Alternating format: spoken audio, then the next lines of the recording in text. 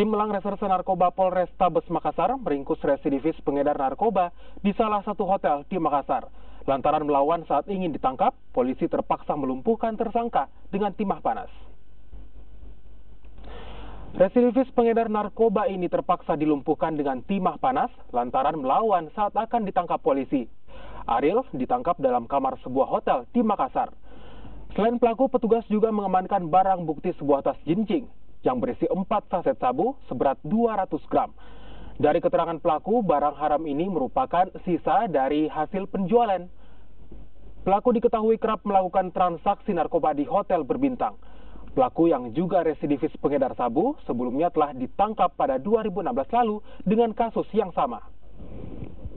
Ariel menginap di hotel tersebut dan telah mengedarkan di sekitaran hotel tersebut.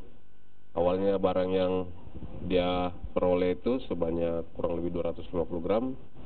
Tersisa yang dapat kami amankan sekitar 200 gram atau 2 on, sisanya 15 gram.